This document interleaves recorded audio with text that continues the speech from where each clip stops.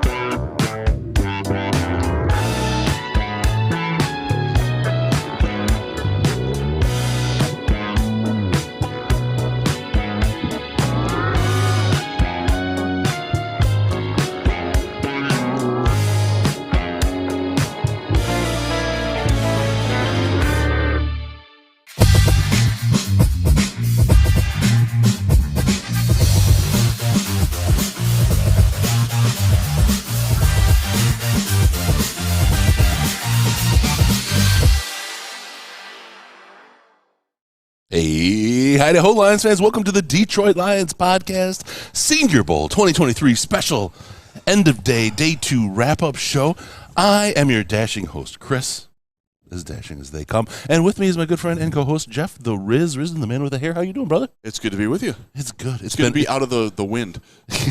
It's my hair appreciates the wind not being in here. It is a day, but there's going to be a lot of hot air, but don't worry. Yeah. We're on Radio Row, brother. That's true. Also with me is my other great friend and also co-host, the inimitable Andy Sandman Goldilocks. How you doing, brother? Oh shit, I want to get it. I'm good too. Yesterday was so hot, and then today it flip-flopped, and nobody knew how to dress. You were underdressed, dying.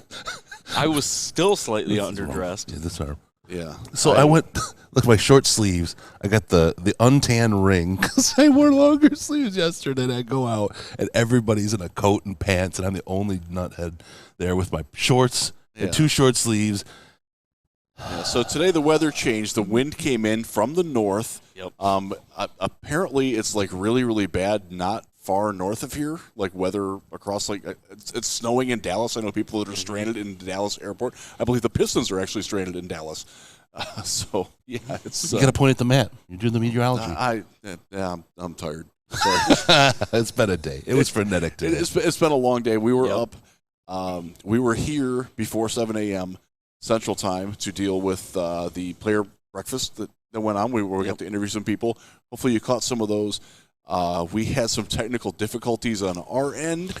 Let's be it's fair. Not technically our problem, though. Yeah. Our end, but not our problem. It was our end that got it, but it was the Senior Bowl that did it. The Wi-Fi here just took a dive.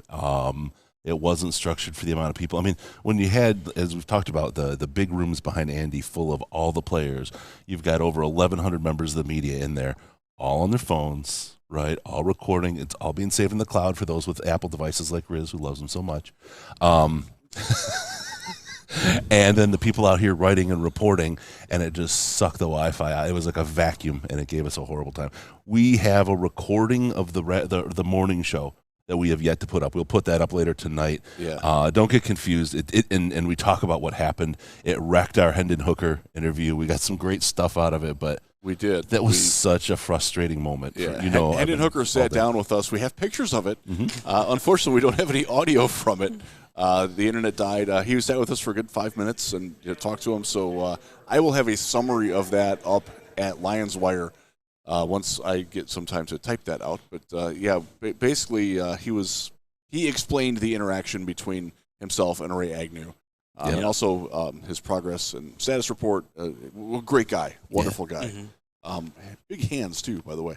Everybody that we talked to today had big hands. Yeah. Like I'm not a small guy, but my hands got swallowed by Hendon Hooker, and then our friend from Florida, my goodness. His hand just swallowed me. Giganticize. It's a very big group of guys here. Yeah, you and I talked to Jarrett Patterson from Notre Dame this morning. Another guy, very large hands, very large man. He got out of the chair, and I'm like, oh, hey, hello. Yeah, Richard Gurridge. His hands were just. Richard Gurridge was a great guy. He was genuinely a wonderful human being. I mean, he was absolutely fantastic. And he had a good day today, too, playing. He that did. Made me happy. He did have a good day. We'll get into that. Let's talk about what we have on the show today and give folks a preview. There's a lot of Lions talk. There's news breaking. Lions drop Deuce. We'll talk about that. There's a lot to talk about in that space and the coaches and how that's going to play out. But we want to cover the Senior Bowl because there was a lot of great play today, and we saw some gentlemen on the field back up what they did on day one, in many cases in spades. Yeah. Let's start with a negative so we can end positive. Was there anybody that absolutely fell off a cliff for you guys today out on the field? I feel like the defensive linemen as a whole looked worse today than they did yesterday, but it's hard to say because the offensive linemen looked better. So it's hard to say if the defensive line went down and the offensive line stayed still, or if the offensive line went up. But it was good battles today, but often won by the offensive line. So I did not watch linemen yesterday. So today I watched the linemen. But I did in team drills, I watched the entire team. And I will say that the quarterback play was better on Tuesday than it was today, specifically from Clayton Tune from Houston, who he was impressive on Tuesday.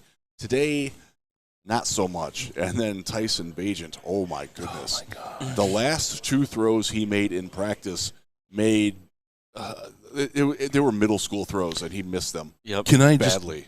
We agreed, and you verbalized it first, Riz, but we all absolutely were there when you said it, that, oh, man, the American team is going to wipe the field with the national team. Those were your words, and we were all there. Until we saw the quarterbacks. Yeah, Tune was not in tune today. Sorry, that was bad. I'm going to be struck down for that one. Get the piano. Yeah, but Bagent wasn't good at all. Missed some easy throws that you just don't see guys missing. They were doing situational football at the end of the day. Yep. Yeah. And it's like nobody had any situational awareness. Yeah. Throwing balls into places that if it's caught, you're going to run out of time. Lobbing them out of bounds. Good drive came from Max Duggan, who had that one nice drive where he missed the last throw, unfortunately, and the time ran out on them in the situational game. He was the only quarterback who moved the ball at all. And they do have very good receivers on that squad. Very good. Very good receivers. A lot of them who are going to be drafted day 2, early day 3. There's a lot of those dudes on that team. And that's the thing that was it was so frustrating to see how the quarterbacks in situational football couldn't perform. Max Duggan, absolutely. He's a guy in 2 days. He would probably, I feel like he's looked the best out of all of them. I mean, just consistently, right? And he hasn't been great. No, there's been guys that have thrown better balls, right? Yes. But consistency and giving a sense that I kind of feel like I know who Max is, I get that. The other guys are absolute wild cards to me right now. And now to be fair, we were all three of us here when Justin Herbert was here, and I have to remind people that we take the L, like we'll own it.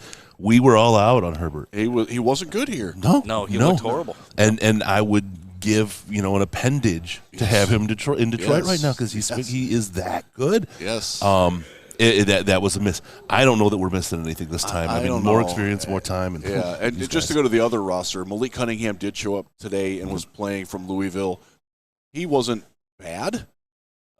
Jake Hayner, can't say that about him. My goodness, as rough as Bajent was, Hayner's smaller, doesn't have close to the arm, and was just as inaccurate. It was one of those where it was pretty easy to see that he's not going to get drafted. He just doesn't have the physical tools, and when he's not in the environment where he was at his best at Fresno, like when their backs were up against the wall and they're getting punched in the mouth and he punched back, he didn't have any fists today. Yeah, and the other quarterback on that team is not good either. Not important to know. Oh no, it's Hall. Yeah, Jaron Hall. Jaron Hall. He didn't have a good day today either. He was really good yesterday on Tuesday. And again, I only watched limited bits of the team drills today, but he was not sharp in that either. He missed a couple of throws. They had some coverage sacks on that team. Oh, so the wide receivers on that team, Andy shut the lights out again. The wide receivers that's the national team, are terrible. They're not good. Some of that is also the defensive backs on that squad are very good. Yes. The defensive backs won out over so they're getting coverage sacks in a Senior Bowl practice. Which is crazy to me. Yes. Yeah, we saw that a lot, actually, where the defensive lineman clearly would have smoked the quarterback and killed him if we were live. Yeah. And just purely from the quarterback standing in the pocket for five, 6 because seconds. there's nowhere to go with the ball. Yep. So also just really slow progressions from person to person to person. Yeah. And that's something that you see from Hall on film too, and that's something that's going to hold him back a little bit because he is a guy. The Lions have shown some scouting interest in him. How much I couldn't tell you, but he is a guy that fits the profile of what they want in a quarterback based on what Jared Goff is. Yes. He's that sort of heady. I'm going to avoid mistakes type player. I'm going to feed whoever is open. I'm not going to play favorites. That's who Jaron Hall is, and he did a great. We were stood in front of his podium this morning. Great guy. Oh yeah, a guy that you want on your team, a good leader, good natural leader. But he just didn't have a great day today, and not as good as he was the day before. So that's the long and the short of that. With who disappointed a little bit. As far as like the linemen, you guys watched them. So who did that for you, Chris? So I want to make sure I get it right. We did a short on him today. The guy that we're talking about sorry, I was doing a little production in the background to fix Andy's face. Needs all the help. Needs more help than you got. But we're talking about the guys that kind of knocked our socks off today, right? That's where we're at? Okay. Yeah. The guys who didn't do as well as on Wednesday as they did on Tuesday. Okay. I didn't have anybody. I was surprised by how bad the quarterbacks were. In the defensive sets, I mean, it was in the pit both days for me. It's oddly a year where I don't have a massive love of a wide receiver because I've spent the whole time with the big guys. The whole time, right? You and me, Andy, right, together with the big boys. As Andy alluded to earlier, it was really the defensive linemen in the individual drills. They just got smoked today. I mean, there was a couple of Osiris Torrance. It was such a great drill. Why are you trying to bull rush that man? Yeah, he quit it. Comes straight in, and Torrance just digs his feet. They look like they got planted 6 inches in the dirt, and he just held. And I'm not saying Holden, but he held his boy there, and it was for 4 real, 1 Mississippi, 2 Mississippi before they blew it dead. It was step, yeah, and you just couldn't move the wall. The defense was just against these guys, these offensive linemen, and they just really stepped up today. And there's a lot of guys on defense that were looking better yesterday than today. I don't think that their stock's fallen in my mind, right? It's just that the O guys are just getting better, right? They're just getting better and getting today was the here. offensive line's day. Yes, yeah, absolutely. All right, so let's talk about the guys. Can I start? Because I started to go there because I thought I had the question right. Go right ahead. That's your show, Chris. We're just here for the ride. It's our listener show. Yes. So this guy's a pro. We had a short about him today. He was just incredible out there. There's a couple of guys, but I have to go. Darnell Wright. This guy's a beast. He's a right tackle, naturally. Yes. He steps in his guard, and he plays guard. He played, the guard position extremely well here. He reminds me, I don't remember where I heard it, but someone said it and it locked in because it was absolutely 100% correct. He is the same mindset as Penei Sewell. Yeah. He is going to go eat your lunch. He wants to steal your lunch money. He wants to take your girlfriend, and he wants to kick sand in your face, and you're not even at the beach because he's going to grind it off the concrete floor just to do it. He is a man-eater. I don't know. I threw some other stuff in there. Well, he had some reps today where his hands were not the first part of his body to touch the defender. No. It was the top of his head. Yeah. And he buried it in the guy's neck and face. Yeah. And It might be a penalty, but it was really cool to watch. You know, we're like 40 yards away, Yeah. and you could hear it. Yep. Yes. Super clear. Yeah. Just pow. The thing that stood out for me was even in pass protection, he's not waiting for the guy to make a move. He is proactively going out and trying to kill him. Yes. The one-on-one drills, there's one that stands out for me, and I didn't know who the defender was. I didn't catch his number. But they stood up, they blow the whistle, he tries to make an outside move, and he forced him all the way around the state, and then he threw him on the ground at the last bit, and that was it. And they're like, no, do that again, right? Because it was way too easy a win for him. So they line him up again. They blow the whistle. My man hits, tries to do a spin move inside. Tried to do inside spin move. And it was just like, brick wall. You're not getting around. I love this kid. I absolutely love this guy. He's really talented. He's a guy I hope that Brad Holmes is looking at. I hope Hank Fraley is looking at. Because, look, and you hate to think about these things, the potential, but he is a solution at right guard. Right now, what I've seen from him, I feel like this guy would be a great solution. The other thing that he brings is if you need a right tackle because Penei gets hurt, I really believe this guy could step in there and not be a huge downgrade from Penei out of college, like right out of college. He could anchor that side of the line for you. The thing is, he's 6'5", 342 pounds, and he can move. He moves so gracefully for such a giant man. But he's built in a way like he's so friggin' thick. Like you see guys that are 6'5" and big as linemen, right? And they're still a little bit. There's the proportion isn't right. He's built like a 1995 6'1" offensive lineman with that thick barrel chest, right? It's just that much bigger on this giant of a man. It's incredible how his body size works. I love this guy. I love this. So you're going to see him listed as the winner of the week from everybody. I'm writing my notes. They'll publish later at LionsWire. I just wrote how much he reminds me of Penei Sewell and how interesting and fun of a problem it would be to have two Penei Sewells on the same team. Yeah. And really, when you watched him play, if you're a defender, you're concerned about being beat up. Yeah. And you're going to be a little bit slower and a little less eager to come into that trench, knowing that you're about to eat a fist to the throat or a head to the throat. Anything to the throat, right? Yeah, any and everything. Yeah. But like Jeff said, I think, one of the most impressive things about him is his feet.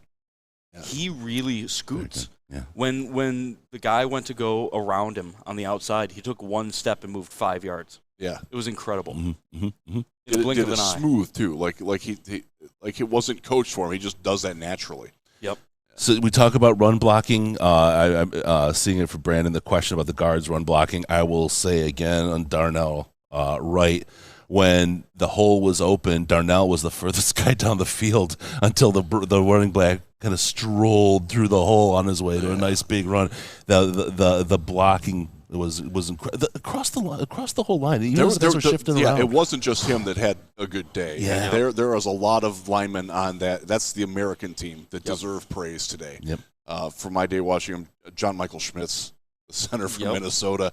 The Lions are not in a market for that guy, but that guy he's a starting NFL center next year. Yep. And probably going to be a good one. He had some really, really good reps today. He's kind of a smaller guy, but he plays with power, and he's got agility up the wazoo. Yes, man. and you can tell that he's a smaller guy when he's lined up across some of these defensive tackles. But yeah, he has good leverage. Pad level, baby. Yep, and he's ready to go. I think on the national team, Patterson again. Yes, looked the part. Jeff and I interviewed him this morning. We talked about him yesterday. But really, again, all these offensive linemen, the ones that are kind of standing out, have incredible movement. Yeah. That they are able to get to the second level. They're able to go outside when they need to. There was a couple of drills today where they did more pulling. Yeah. And when he pulls, it's effortless. He just gets from point A to point B, and he just does it. He moves more like a basketball power forward than an interior guard. Yes. And he can also play center. We talked to him today. He said he's comfortable playing all 5 positions. Like, I have a team that needs a number 6 lineman. How do you feel about Detroit? How do you feel about Coney Dogs? Yeah, how do you want to crush people on the 1 yard line for touchdowns? Really quick, some questions in the chat. Darnell Wright is a Tennessee player, and Patterson, Jared Patterson at Notre Dame guy, the big old head. Yeah. Yeah, you're right. He stood out as well. He was incredible out there. And it wasn't just the gold helmet. And can we say really quick, we watched on the national team, Foskey. He's on the national team, right? From Isaiah Foskey. Yeah, we watched him play against some of these guys. And as much of a beast as he was, he beat the guys that are a little tiered down that were there. Mm-hmm. But the big guys, the top ones, the ones we're talking about, he didn't win. He didn't. He had trouble. He didn't really have a lot of play. He's good if he wins with his first move. If that doesn't work, he's kind of negated. Yeah. Yep. Isaiah Foskey also from Notre Dame, if we didn't call that out. Yeah, and those guys are like, that's the difference between a first-round player and a third or a fourth-round player. He's a completely different style of player, but a guy like Azeez Ojulari, who plays for the Giants now, reminds me of that. That was a guy, if he won with his first move, lights out, he's getting the sack. If he doesn't, it's not good. And I think that's the range that Foskey's in. He's not that great of an athlete either. So he's not had a great time. I'm looking for a couple of other guys. The lineman from Mississippi, the interior lineman, and I'm looking for him. He played very well today. Where's he at? Mississippi right here. That's Mississippi State. Oh, he's actually good too. Yeah. Cam Young on the defensive side had a good day. He was one of the standouts, Mississippi State Bulldogs. Where's he at? My goodness. I thought Double-Ott from Michigan looked good at center. Yes. I think he looked less good at guard. He was a little more uncomfortable there. You could tell that he has taken very few snaps at guard. And and that's fine. He's been a center forever, and he's a good center. But when he's lined up at center, he has a really good ability of popping up out of his snap and getting into contact. Yeah. But as a guard, he feels a little bit more tentative. It was a little. It's a different motion for him to come off. It's Broker is the guy that I was thinking from Ole Miss. The hustler. Broker. Yeah. the hustler. Yeah. Yeah. He can move in space too. He did a lot of good things on pulls. He yesterday, and he did it again today in team drills. Screen pass out in front. He's like 20 yards downfield, ready to smash a safety before the running backs even caught the ball. Yeah, it's amazing. Can we drive people to see Diane Henley from this morning that interview had, because he looks so good out there today. He carried what he had yesterday. I think he improved upon it again today. Again, the xylophone abs were out there on display, but he in a number of drills, a lot of like out pattern short outs. He was they were doing one-on-one drills. He was in the receivers, like just in his back pocket. Had a tip on one of them. I mean, my guy was out there, just played tight, played fast, played loose, had no problems on the field. I like this guy. I would love if there was a way to fit him in, obviously without reaching, but into the Lions roster, because I think he would really add a dimension that this team needs. He's a speed in space linebacker. Yes.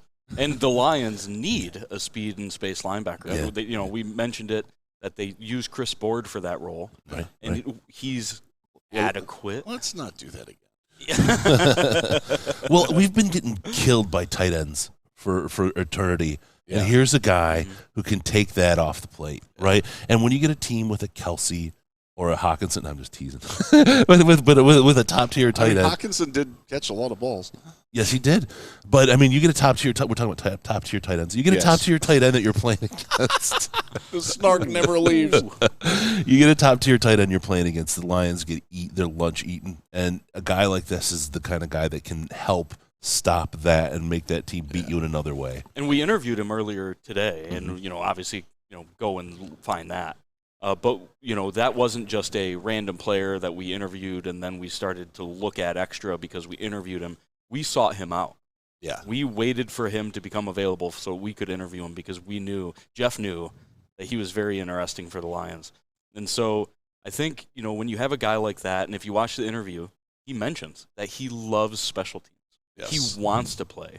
He says he gets tired when he plays special teams and then, has to go do a defensive series, but, it's so, and this is a guy worthwhile. that at his size and coming from the program that he's from Washington State, he's probably an early day 3 pick, like 4th, 5th round. He might bubble up a little bit if he tests really well, and he'll test well, but I'm not sure he's going to test that exceptionally.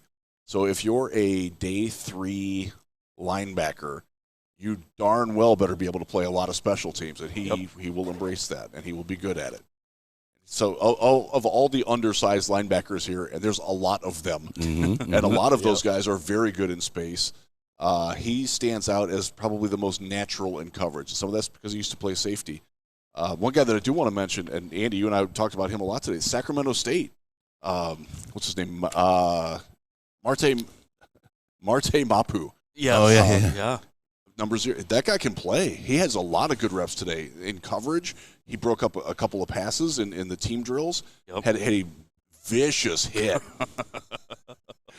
You could tell that he was anxious to get the pads on. Yes, he was. He wanted the pads on. He was ready for the pads. Yeah, there was a toss sweep. And yes. I don't know where he came from, but he teleported into the backfield and blew over a tight end to make the tackle. Yeah. And he's a guy, I have not seen him play at Sacramento State.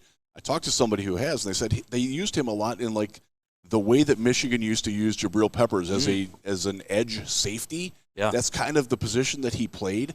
So I'm very curious to see that work, because that is a role that the Lions can use. If you're looking for a replacement for Will Harris as a physical guy, I think he's a little bit bigger for that. But that there's some intrigue there. There's some good speed and space linebackers that are here. Not necessarily a lot of good big thumpers. Actually, there aren't those guys. No. Matt Patricia wouldn't know what to do with his hands. No, he would not. He would not. Eat 7-layer dip. Probably. Yeah. I want to toss one to Andy here. There's a running back out of Tulane that you were loving on today, and I'd love to let you kind of take off on him. Spears. Yeah. What a guy. Ty J. Spears. Yeah, he really stood out today. I think that out of all the running backs, he was the one that kind of came out in front as far as hitting the hole the way you're supposed to, hitting it in stride, and making the most of the runs that he was given. And Jeff was mentioning, that he's watched a bunch of tape on him, and home run hitter. Watch that USC game. Need. Yeah, that's a guy the Lions need. Who did you mention from Lions Land? The way he hit the hole and the speed that he was traveling as he went through reminded me of Javid Best. Yeah. That's a good one. And it's really, I don't know if he's as fast. Javid Best was obviously kind of special in his own way. Yeah. But just the accuracy and the trust in his own eyes to go where he wanted to go. There was never any delay. There was never any slowing down before he hit the line to make sure the hole was there. Yeah. He was going to squeeze through whatever opening was there at the time. And he busted 2 long runs today. He did. And they were legit long runs. These were not we're half tackling. Yeah. Maybe you would have got tackled, maybe you wouldn't have. They were clean. Yeah. He did get bowled under a couple of times on an A-gap run. That's not where you use him, though. Yeah. Don't let him do that. If he's a B-gap, C-gap, outside screen, he's a home run hitter. Yep. And he's another guy, probably 3rd round, 4th round, maybe bubbled up in the 2nd round, but there is so much talent at running back in this draft that if you're looking for that specific type of guy, and the Lions could be, maybe should be, if he's there in the 3rd round, there in the 4th round, when you maybe get a pick from a trade or something like that, give me that. Yeah, for sure. And the Lions have a lot of speed all of a sudden. They kind of went from having no speed to having a good amount. But we really don't have a whole lot of speed in the running back room. No, the running back, DeAndre Swift is not fast. No, yeah, he's shifty, and he can make guys miss. He's agile, and he's got, when he wants to, very good balance through contact. But he's not a guy that's going to run away from defenders. This guy's running away from defenders. Yes, yeah. And actually, when we were watching him run, that was one of the things that stood out to me is how many runs did Swift get this past year, or Jamal get, that this guy would have housed? Yeah. And there was a number of them. A few, yeah. Yeah. Mm-hmm. Yeah, absolutely. All right. Let's keep talking about. There's somebody I want to talk about because he was of interest, and definitely one to watch. This is probably the answer to the question you gave me earlier. It just took me a minute to get to it, so I had to stall with the guys I fell in love with along the way, because it is about the friends we make along the way. A tight end named Elijah Higgins didn't get as much, kind of look as Payne Durham, but he's a guy that seems to have a lot of talent. He has the ability to catch the ball. He's speedy. He's built right. He's a guy that I think has potential. We didn't see a lot out of him today, though, and that's what I was really hoping to see him take that next step out here and show us what he had. But by all accounts, he's a really good prospect, and I wanted to see all those attributes that people talk about. I just didn't catch that. Some of the issues with the tight ends today, when I was watching, so the field was divided into thirds for a time, and the pit was at the far right, and in the middle were running backs, tight ends, and linebackers, and at the other end were the wide receivers and defensive backs. So sitting by the right end where the pit was, I did get to see a fair amount of the reps of the running backs and linebackers and tight ends going at it. And their quarterback play was just so bad. These are one-on-one routes. Great point. Where the quarterback knows and the receiver gets there and the ball just out wide, up high.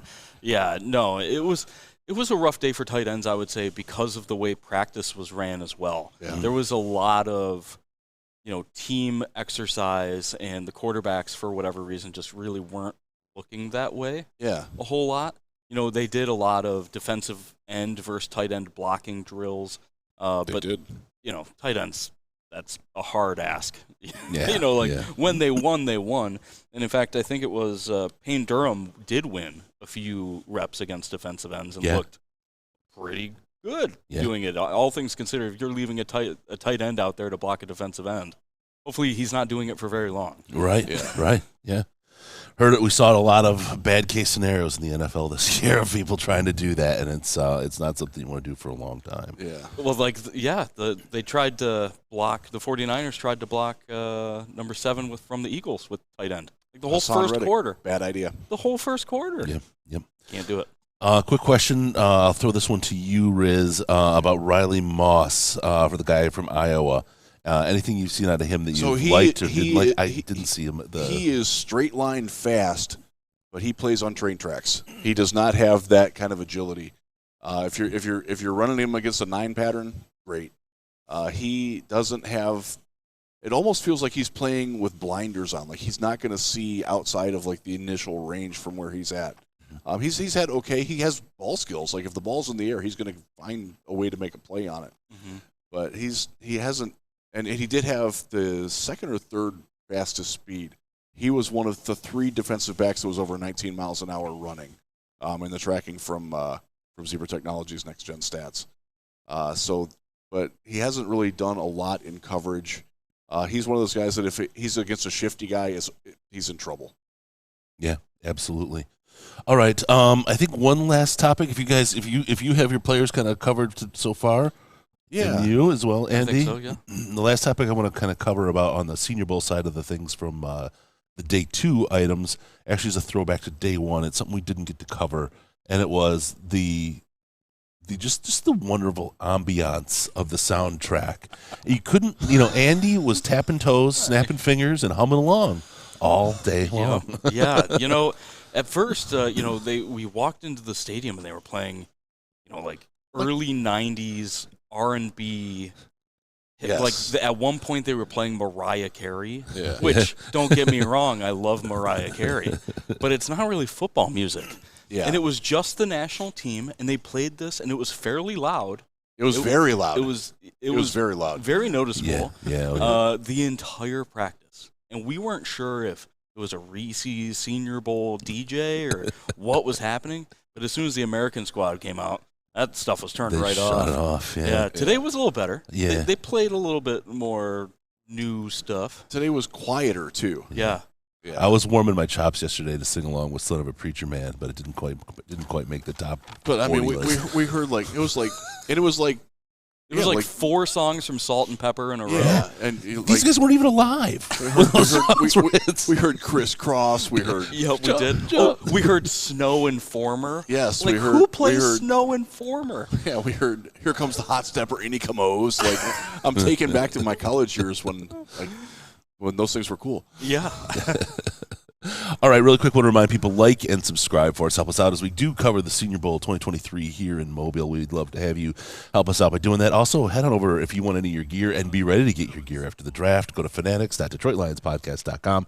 All your stuff is there and waiting for you. They give us a little kickback. Doesn't cost you any more, but all the greatest stuff is there. It goes right to Fanatics, the official merchandise distributor for the NFL and the Detroit Lions. Go to fanatics.detroitlionspodcast.com. Also, on the side, you got amazon.detroitlionspodcast.com, where same deal. We get a little kickback from them. Helps us support, do this whole Senior Bowl thing, put all this stuff together, keep the show going, and do the things we need to do to make this happen, and get the insights with the different interviews that we have. So Amazon.DetroitLionsPodcast.com. Re-up your Prime. Do it through that one. It takes you right there, but it throws a cookie and gives us a little love.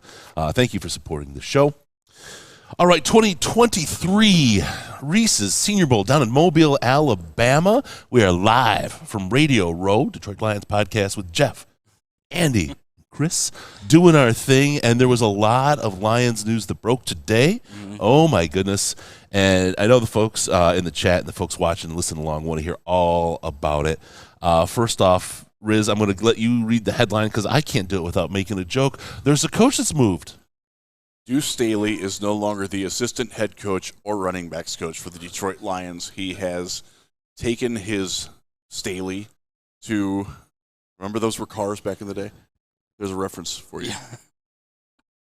Yeah, I do. Joking. I just wanted to hang you out for 1 second, Riz. I'm sorry. Make me look more like an idiot, more of an idiot than I already am. Boomer. Yes. Your great-grandfather might have driven a Staley. He is now in Charlotte with the Panthers on Frank Reich's staff as an undetermined, as-of-yet, coaching position. He will not be, from what I understand, the assistant head coach there, but it could be. We don't really know yet because they're interviewing other offensive coordinators right now. Yeah. Yep. But he might get it. But he's moving there. The general understanding that we all have is that this was Deuce initiated it, but the Lions didn't necessarily fight to keep him all that hard. Oh, no, stop. Don't go. No? Yeah. It's and there's a lot of like behind the scenes things that have gone on. This is somewhat related to the move earlier this week where Tanner Engstrand dropped the tight ends coaching position. Mm-hmm. Yep. He is now just the passing game coordinator for now. Why is that? I don't know. Why could that be? Would there be a tight end coach that's in the house? It could be Steve Hyden. Wow. Steve Hyden is in the house. He's a new tight ends coach. Yep. There are still, my bad grammar, 2 open head coaching positions around the league, and there is still some trepidation from within that a guy like Tanner Engstrand could be plucked by a coach, maybe Aaron Glenn in Arizona, maybe Aaron Glenn in Indianapolis, although I don't think that's likely, to be his offensive coordinator there. So now I wanted to back up to Deuce real quick. Okay. And I wanted to go to Andy with the back when we back Deuce. up to Deuce. Yeah. Go back to the Deuce. There's and you had alluded to this. There's the talk about he wanted to be closer to mom, and that makes a lot of sense, right? If your mom's sick, you want to be there. He's from South Carolina, which is it's right there. And it makes a great story as well, right? I mean, it's a real convenient thing. But Andy made a really, really good point about that. Do you mind sharing that again? I don't want to seem too mean about anything, but being an NFL not even a head coach, just being an NFL coach in general is taxing. Yeah. It's involved. 3-4 nights a week sleeping in the building. Yeah, you're spending 14 hours a day doing coaching stuff. Yeah. Obviously moving closer to your mom is important, but how much time do you get during a season? Yeah. That's a tough choice. Obviously, it's easier to see her if you're within a couple hours of her rather than a flight away. Yeah. But Yeah, I'm not sure. This move feels like it has an undertone that we aren't privy to, and we'll probably not yet never be anyways. privy to. Yeah. No. So there is, like, he did coach with Frank Reich in Philadelphia. Mm-hmm. They do have a lot of history together, a lot of positive history together, and that's certainly alluring. It makes so much sense to pair him with Jim Bob Cooter. I mean, that's just a rocket to success in everybody's book, isn't it? Yes, Jim Bob Cooter is one of the people that's interviewing for the offensive coordinator position. Not the only one. That would be interesting. Yeah. You know what? I'm not going to dog that guy too hard because he was better than Joe Lombardi. Well, wait, let me think. Is he the one that climbs through windows in his underwear? Yes. Really? Yeah. Jim Bob. What? Jim Bob crawled through the window in his underpants, and it was the other guy that drove through the Wendy's without pants on. Without pants. They're podcast listeners, obviously, but anyway. So the thing is, I did not know that. What happened with Jim Bob? Like, I remember the Wendy's. We'll talk offline. Allegedly, I think it was actually solved or whatever. Yeah, I don't even know if it's allegedly. I think it's like a for sure. I don't know if we have to say allegedly. Is what I'm saying, and I don't want to get your belt buckle anywhere cut on the window lock or anything. You got to be slim and trim. I don't want to go anywhere where we didn't use allegedly or something. So let's just leave it. Okay. We'll talk about it afterwards. Yeah. But on the Deuce thing, I want to say, I mean, we make a little bit of light of it, and it feels like something was going on, and it could just be that he wants to be close to his mom. Deuce is such an intense cat, right? Yes. And it felt like, I don't know if he didn't chase any coaching jobs this year or if they didn't chase him, but it felt like he peaked. And he didn't have anywhere else to go, right? And that role for the Lions is really a grooming role for somebody to launch themselves on to their next role. And I'm going to take something that's completely speculation, right? And I've mentioned his name before. And we talked about this. Talked to you about this a little bit today. Steve Wilks, a guy that was absolutely hosed out of a job in Carolina. 100% hosed. He deserved that job. The players wanted him to have that job, and people who know football wanted him to have that job. He's gotten the short end of the stick a lot of times. He's a brilliant defensive mind. He does a great job. And you've got Aaron Glenn, who's looking at potentially two places as a landing spot that we'd be without a defensive coordinator. Mm-hmm. I could see, again, pure speculation, I could see a future where you go to Steve Wilks and say, I know you like Carolina, but you're peaked. Like Deuce was, you're peaked there. Come to Detroit. We're going to make you the defensive coordinator and the assistant head coach.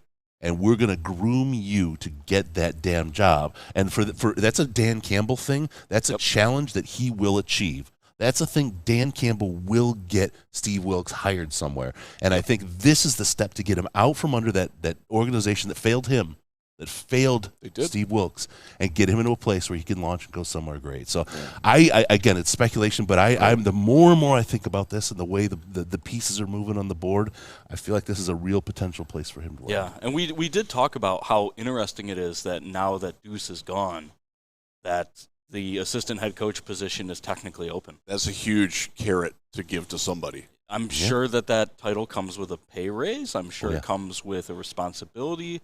And you get to talk to people like me once a week. Yeah. They have media sessions. Don't say that out loud until they hire him. But honestly, that's a pretty big deal. I feel like it could be valuable. Could be very valuable to get to somebody lure to somebody in like Wilks, or to keep a guy like Tanner Engstrand or Hank Fraley if somebody wants to offer them a promotion from where they're at in Detroit, and that could very well happen. Yep. I don't see either. I could be wrong. Right? I don't see either of them getting the assistant head coach role. I don't. I think that is truly for somebody they're trying to very, very clearly move up and out. I think that's what they see that position this was as. not a ceremonial title for Deuce. He did do head coaching duties for Dan Campbell as the assistant head coach. He absolutely did. And that one of the things that was frustrating, and it's one of the reasons why I thought he would get head coaching offers this offseason, and he got nothing, like squadouche, no interest at all. Really? And that sort of tells you that maybe he's not in the right role with the right team. And I wonder if that is something that he became aware of and weighed into his decision as well. I have no idea if that's true or not, but I can't help but think that. Do you think you could get Wilks to the Lions with just the title of assistant head coach and not defensive coordinator? I don't know. Because I don't know what that's the a pay noodle would look scratcher. like on that, right? My initial answer would be probably not. Correct.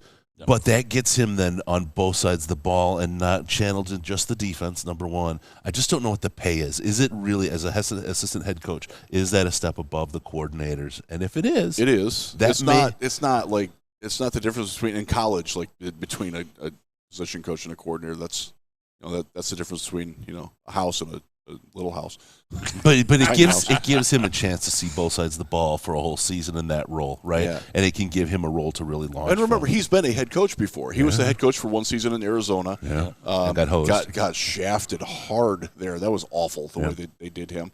Then they sent him to Cleveland, and he was the defensive coordinator there for Freddie Kitchens, which is oh boy, yeah. And then he was the interim coach, and he's a very successful interim coach. Look what he did to the Lions. Yeah. I mean, that was a brilliant game plan on his part, and he's twisting in the wind, man.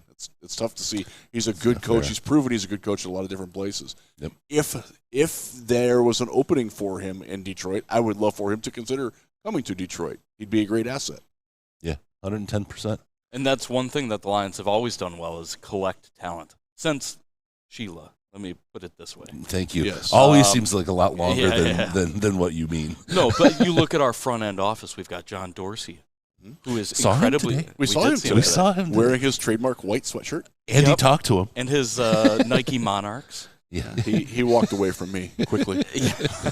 Andy got a grumbling mumbles out of him. It was Yeah. good, yeah. How you doing? And like, all right, have a good practice. Something else, I'll tell Brad Holmes. Yeah, That was he the goes- best. When the Doors is scouting, don't bother the Doors. Yeah. So that was good. What else do we want to talk about with the Lions today, Riz? What's on the top of your docket? So just sticking with the Deuce thing for a second, there is an opening for a running backs coach now. Yes. We went through and we're like, is that guy there's no obvious. So Jet Modkins, who is the assistant special teams coach under Dave Phipp, has some connection with that, but I wonder. I'm going to put some feelers out on that to see if there's anything to that. I put it in the Lions Wire article just as pure speculation. This is a guy that if they're going to go internally, he's probably the only candidate that makes any sense because there are still. I'll spread your dust, Chris. Ooh. There are still a couple of minor coaching changes that we strongly expect to happen very soon. Very soon. I didn't have Tinkerbell dust, so I just did Very soon. the more you know. Yeah. In fact, I might have pre-written one this morning, and Andy can verify. Yeah, that. I can. here's something, and I'm in speculation land, right? But we've been fighting for Hank Fraley deserves that run game coordinator kind of role. He deserves a step up. Let's get him something where we can get him paid more and hang on to him because he's a huge asset. Everyone was afraid Ben was going to go. When Ben does eventually go, you really want to hang on. They get to take people, and you want to make sure that you have enough dust spread amongst the right guys that you want to keep anchors in their pockets, right? And something like that's one of the ways to kind of hold on to Hank. We were talking, and it came up. Would Hank be a good running backs coach? And I was thinking about it. Now, at first, my reaction was, I don't think so. Right? Not a lot of experience, but I'm coming around on the idea a little bit because Really? when do you ever get experience until you're doing it? He's never going to take a step down to be an assistant running backs coach and not the offensive line coach, right? And he does a ton of the work with the run game now. Those guys are all working together. He is the run game coordinator Without the title, right? Yeah. I feel like maybe this is a place where he could take that next step, and you could really give him a bag and lock him into town, and he can grow. Because let's face it, think about when you're in a job, right? And I know people don't like to compare the sports jobs to jobs, but it is about your job. You love if your boss is good, you're cool. People quit their boss, but you want to be engaged. You want to feel like you're challenged at your job, and for someone to be able to see growth in their career and that kind of training that comes along with being a running back coordinator for the first time, right? And the work that goes into that. That would be really interesting. And to then build the run game and the O-line together, because they're inextricably married. They go together. He would need the right assistance. He would need the right assistance to do that, right? But gosh, I'm starting to warm to that. I'm getting a little cozy. I would be too nervous that it would almost be like a spiting your nose or cutting your nose to spite your face. Like you're getting rid of arguably one of the best offensive line coaches. Oh, I'd keep him in both jobs. That's why I said you have to get him the assistance. You can get a running backs coach. You can. Yeah, and honestly, I'm not sure our running back room is going to look super similar. I don't think that there's going to be a missed continuity by hiring somebody new. I think the real issue. Yeah. I think the real issue will be making sure that whoever comes in as running back coach buys into the fact that the offensive line coach is also the run coordinator, and that you're probably going to play a slightly smaller role here than you might elsewhere. But at the same time, this is a great stepping stone. It's a great spot for a guy that hasn't coached before but has playing experience with one of our coaches who happened to play, because they all pretty much played, including Hank. Yep. Look, running backs, no country for old men, baby. There's guys that played this past year that think they're going to play next year and won't be playing. So that's also one where you could maybe get him later. You don't have to have that right away. That's a position that maybe you can replace later on. And by the way, Deuce, one of the things that we talked about with Deuce, he didn't necessarily have the greatest relationship with his running backs. Really quick, I got to thank Don H. He sent us a super chat for a flashlight for Sandman. Literally, as that happened, Sandman lit up like in the exact moment. So Don, thank you. That is kismet, Don. This is you guys' money at work. When you super chat this show, you help us out. We have immediate effect. Do you know how expensive watch batteries are, people? Do you understand? Batteries are expensive. Thank you, Don H, for the great super chat, and appreciate you supporting the flashlight for Sandman here. It is dark. It is late. Radio Row is about to clear out. It's getting dinner time here, gentlemen, and we've been doing this for a little bit. We have a donut burger to eat. Oh, we do have a donut burger to eat. It's Sugar Rush night at the Loda Beer Garden. If you want to find us in Mobile, that's where we'll be. The Loda Beer Garden is a great place. I mean, you stake that place. I mean, Mr. FBI man, if you're listening, it's not that hard to find us, right? I was there Monday night. Not with you guys, although you guys were there. Yeah. I didn't know you were there. We were hanging out in the back. Yeah. It's just a wonderful place. If you're ever in Mobile, look up the Loda Beer Garden on Dauphin Street. It's a good place to go. I'm telling you something. I've seen Rappaport this time more than I have ever seen him at the Senior Bowl. He knows where to go to get his information. He can feel it, right? He can feel it, but he just passes by and he doesn't realize. He literally almost walked into Andy today. Yeah, he was trying to osmosis from us, I think. Was it like he was going to walk under his legs? I mean, oh, jeez. Yeah. I don't mean to pick on the guy. He's a nice guy. He is a nice guy. Mm-hmm. I've met him a handful of times. He's always courteous. He always gives me the look like I don't know your name, but I know you, and I'll take that from him. Because why would he? He gives you the look. I don't know your name, but I know you. Maybe he knows my nose hairs or something. Yeah. All right, Lion Zeus, really quick. We got Deuce. We got AG. Yes, AG Tracy Walker. Yes. Oh, Tracy Walker news. One quick thing with AG, he is still up, and it sounds like he's getting another interview in Indianapolis. Yes. And I think he's taking his second one in Arizona tomorrow. I could be wrong on that.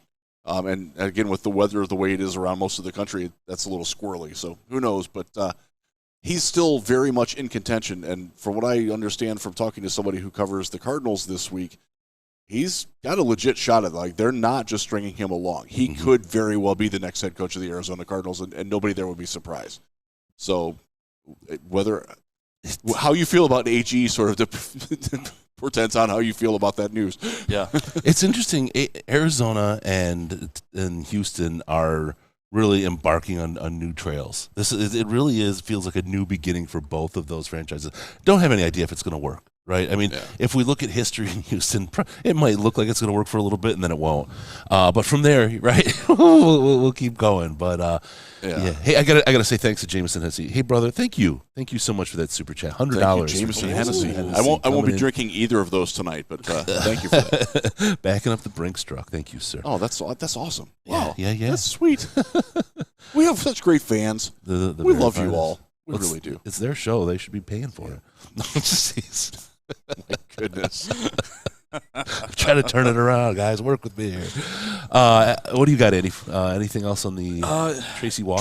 Tracy Walker. Tracy Walker responded to a random tweet today from just some random person saying, is Tracy Walker going to be ready for the start of 2023? And he said, yes, I'll be there. OTAs. For OTAs. OTAs, yes. OTAs are May. And all the videos he's been posting of him running and jumping, and this is an Achilles injury. That's not normal. That's he tore it on September 25th. That's 4 months and a week ago. That's impressive. And Jeff Okuda also had a very good Achilles recovery. Yeah, but not like this. What about Okora? He had a really good, and we talked about the big boy with an Achilles. It took him longer because he's got so much more of him. And this is the thing we were talking a little bit about today. I feel like if you do a fast fix job on something, it's a shoddy quality job. You know what I mean? Yeah. And what we're seeing, and it started really with Cam Akers with this injury that for almost up to Cam Akers getting injured, very near it. It was a career ender, and this has turned into a fast turnaround and a quality heel. I mean, these guys, Okuda played a whole season on his after that fast. I'm really, really impressed with. I'm certain it's the work that the guys are putting in. I'm certain it's the rehab work that these guys are putting in and how hard they're working at getting better. But how medicine has advanced in the space so quickly, this is incredible. It wasn't that long ago that Mikel Leshore tore his Achilles. He was done. And was never the same. Yep. He was half the man he was before the Achilles tear. Too bad because he had some talent, too. He did. I liked him. He was great here. The thunder to our lightning. Yes. Yeah. So good news on Tracy Walker. I love our situation at safety. I think it's going to be a really interesting conversation as we get going, and how they play, the talent they have, and then the talk about Deshaun Elliott, right? What does that mean? Mm-hmm. And how long do they wait, right? And until he winds up somewhere else. I mean, is it right away in March? Does he winds up somewhere else? Do they wait to the draft? Is it like somebody? Where's his spot with how much he wants in the whole conversation about free agency? It just dawned on me that today is February 1st. March 1st, I'll be in Indianapolis for the Combine, and that is where the tampering period takes place. And then free agency starts, I think it's the 13th this year, 13th or 15th of March, where you can start signing. That's 6 weeks away. Like it's rapid fire, man. We got so much draft stuff. We got free agency coming. It's crazy. So I want to noticed all my free time going completely out the window. Right. I just want to go back to the Hendon Hooker interview from this morning and apologize to everybody for the lost footage. It's in the archive now somewhere under the Ark of the Covenant, I guess. The Wi-Fi here broke just as we got into the interview. He was great. I want to talk about a couple things he said. He's ahead of schedule on his recovery. Yes. Like 6 weeks, wasn't it? He was 6 weeks out from his surgery as of yesterday. Yep. Flying ahead of schedule, he said he's looking really good. And one of the things, this is a really good angle I think we would talk about, talking to him versus Henley. And we talked about this a little bit today. Mm-hmm. Malik Hooker has been to the NFL interview school. Hendon Hooker. Sorry. Hendon Hooker. It's late. I'm tired and really just need a drink. Hendon Hooker has been to the NFL interview school, and he's gotten his MBA, maybe his postdoc there, right? And I understand he's older and has more time to have done that. Yes. Where Henley, right, he's smart guy. He's so smart. He's pleasant. He's a wonderful personality. He's a fun guy. We were joking beforehand. He was such a great personality. But he has all the right answers. But they're not the coach. Like with Hooker, you could feel the rails. And he was riding them through the answers as you have to answer them, and he did well. And he's a nice person. There was nothing wrong with it, but you could just feel right? Where with Henley, it was kind of open and smooth, and it still was all the right answers. You know what I mean? It's really interesting the different kind of care they got to get to this place. And I think if I'm like managing risk with Henley, I get him somebody to give some counseling on interviewing and don't go outside those rails pretty quick. But not because he did bad, but you just want to manage the risk of getting off, different. Right? Yeah. It's a big risk of getting off. Yeah. He could make a heck of a lot of money. That could be a big difference in how much money he makes, like how he interviews, right? And I think that's part of it. So he could, and the way he could interview, if he did get that NBA and NFL interviewing skills, he could make a lot of money. Absolutely. That kid's a sharp kid, and he knows what he's doing out there. Good stuff. All right, let's get your final thoughts on the day. Mr. Risden, hit us up, buddy. I'm excited that I didn't get much further sunburned. That was good. Watching the pit today was great. There's a chance for rain tomorrow, which would be a real damper. Again, very damper. Yes, pun intended. So we're hopeful that they're going to have the full practice tomorrow. The nice thing for us is we don't have to get up early. There's nothing at 7 a.m. tomorrow. Yes. That's very nice. I really enjoyed, and I think, so one of the things that I try to do is I evaluate like senior bowls. Like this is my 14th one. Like how does this class stack up with a lot of the other ones?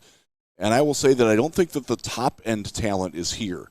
Like there's not a lot of obvious first rounders. I think Schmitz is a surefire first rounder. Sure. But outside of that, there's maybe not a lot.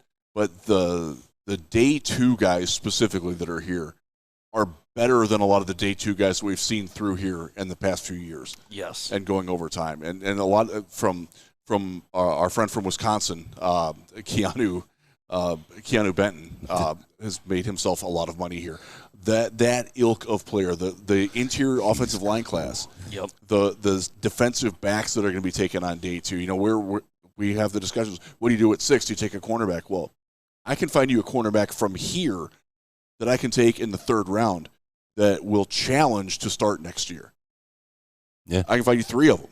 Yeah. And you don't normally get that. So it adds layers to the complexity of figuring out draft priorities. Like we don't necessarily have to get that cornerback at 6. Like maybe you wait till 18. Maybe you wait till 60 with the Vikings pick. And I'm very impressed with the overall depth of the meat of this class. And then I do think that there's some guys that are here that are not NFL players.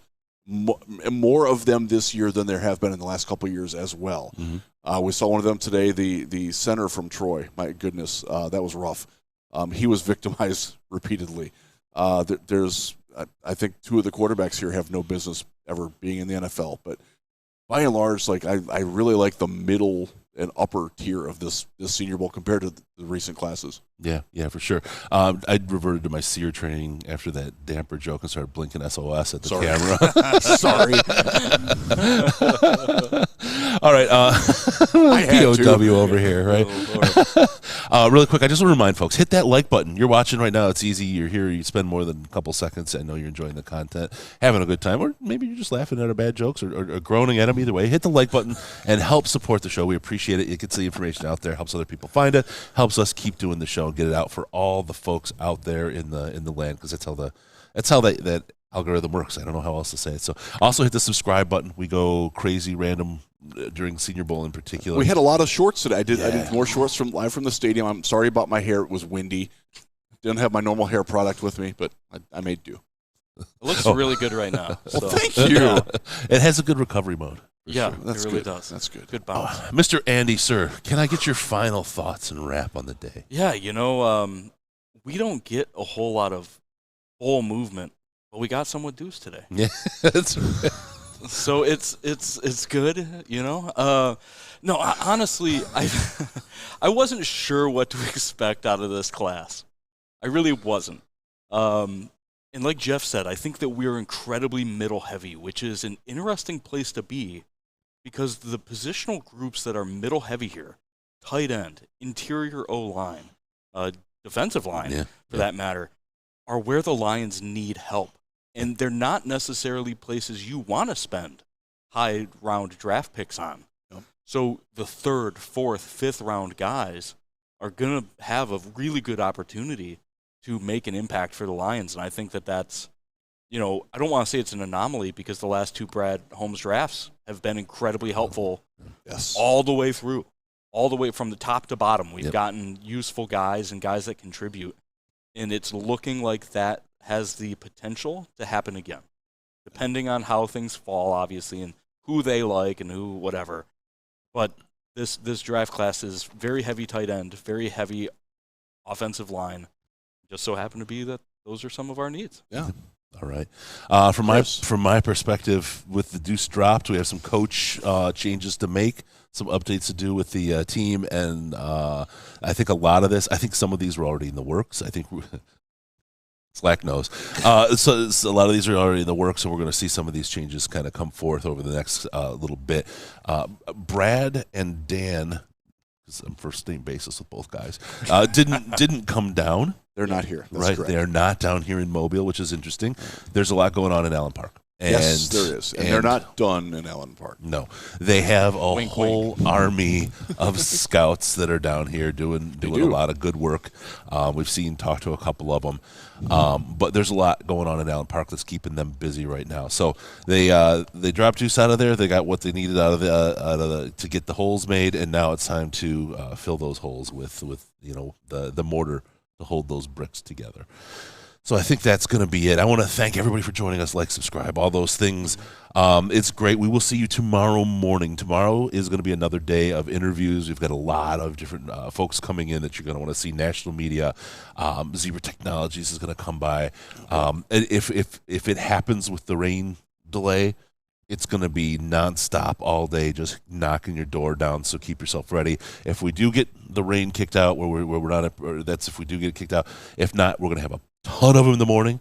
Watch for the shorts in the afternoon right from Hancock Whitney Stadium. You'll see those pop up with the analysis of what's going on, and it's pretty funny the system we got going for that. It's first time doing it. It's relatively new, but I think we're onto something. I think we're onto something. It's fun that I have to go through 3 steps to give you something when you're literally sitting next to me, but it's fun.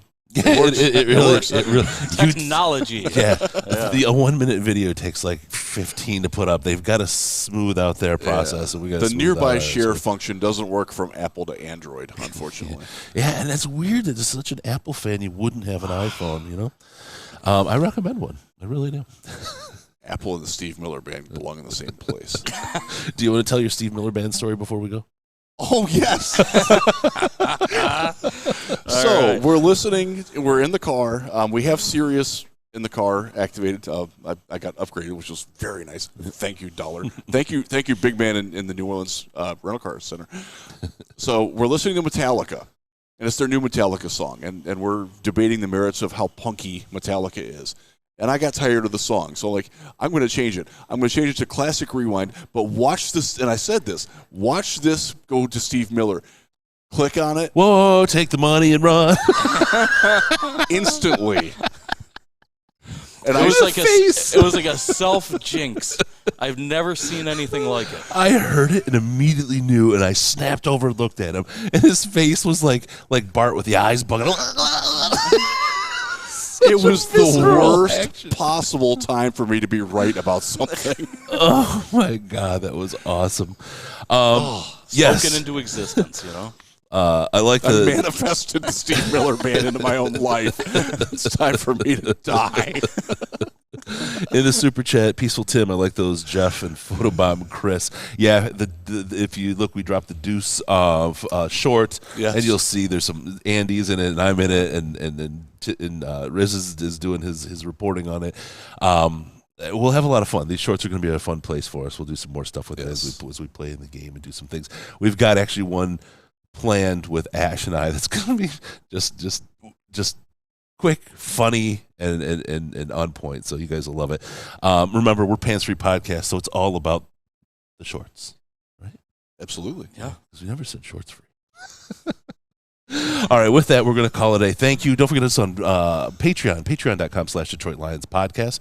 If you put your subscription at $5 a month or more, you'll get access to the Slack where all the dust and all the insider information is. You get Andy, you get Riz, you get me, you get Case, you get Ash, you get Scott Bischoff, you get the whole crew in there chatting. It's a great place to go to have great chats about the Lions. Fun group, very, very good sense of humor. Sometimes some very serious, conversations about the Lions. Politics are completely separated out. We don't put the politics in there because it's your business, I don't not want anyone that. else's. Yeah, it's no one else's. I don't want that in business. my No world. one wants that. But so that's not even part of it. It's a really great place to hang out and talk Lions. And when people disagree, they're still respectful. There's a way to disagree without being disagreeable. So patreon.com/Detroit Lions podcast. Great place to hook up with us, get the insider info. And you have a direct line to all of us through the DM on the Slack. We're there a lot more than we are, certainly you are, than you are on Twitter or whatever. You don't do Facebook at all. Instagram is not really designed. We have a Facebook. It's the socials. It's just such a cesspool.